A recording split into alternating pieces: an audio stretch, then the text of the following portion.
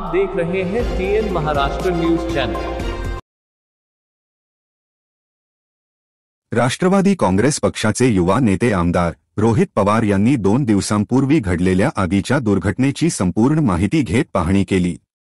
सोलापुरात घडलेल्या दुर्घटनेत 8 जणांचा मृत्यू झाला होता, त्यात 1.5 वर्षाच्या बाळाचा समावेश होता। सदरील घटनेचा राज्यात व देशात शोक व्यक्त करण्यात आला होता।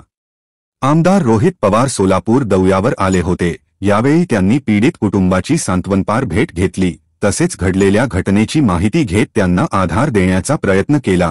तसेच येणाऱ्या विधानसभा अधिवेशन प्रसंगी सोलापुरातील अग्निशामक दलाचा मुद्दा आक्रमकपणे मांडून पीडित कुटुंबियांना न्याय देण्याचा प्रयत्न करणार अशी ग्वाही दिली। तसेच सोलापूर महानगरपालिकेचे आयुक्त डॉक्टर सचिन ओंबासे यांच्याशी बोलताना सोलापुरातील अग्निशामक दलाची तांत्रिकदृष्ट्या नूतनीकरण करणे, कर्मचाऱ्यांची संख्या वाढवणे, कर्मचाऱ्यांना योग्य प्रशिक्षण देणे, सर्व यंत्रणा सुसज्ज करण्यासंदर्भात चर्चा केली। झालेल्या घटनेची चौकशी करून दोषी लोकांवर कायदेशीर कारवाई करण्याची मागणी केली। तसेच पीडित कुटुंबियांना आर्थिक मदत द्यावी अशी मागणी सुद्धा आमदार रोहित पवार यांनी यावेळी केली।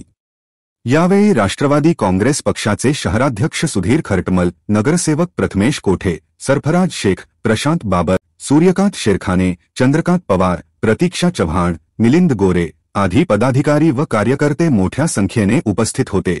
चांगल्या गाड्या देणं ही प्रशासनाची जबाबदारी असते, शासनाची जबाबदारी असते। त्याच्याच बरोबर अग्निशामक केंद्र हे छोटं राहून चालत नाही। सोलापूर शहर हे आता मोठं झालं आहे। ते मोठं का होऊ शकत नाही, मोठं करण्यासाठी त्यांना जागा का मिळत नाही, हे सुद्धा कुठं आता तरी बघण्याची जरूरत आहे। जी घटना घडली ती दुर्दैवी आहे। मी विधिमंडळामध्ये अधिवेशनामध्ये हा विषय मांडला होता। त्याच्यामध्ये जे काही छोटे MIDCचे प्रोजेक्ट्स आहेत त्याच्यामध्ये आपल्याला नाहीतर बिल्डिंग्स असतील त्याच्यामध्ये अग्निशामक आणि त्याचं जे मनुष्यबळ आहे ते योग्य आहे का, त्याला यंत्रणा आहे का, असाही मुद्दा तिथं आम्ही मांडला होता।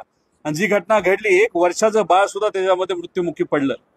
जेव्हा घटना घडते तेव्हा शासनाकडनं 5-10 लाख रुपये दिले जातात आणि विषय तिथं संपतो असं नसतं। उद्या या घटना घडू नये यासाठी प्रशासन काय करणार आहे हे सुद्धा त्याच्याबद्दल सांगावं लागेल।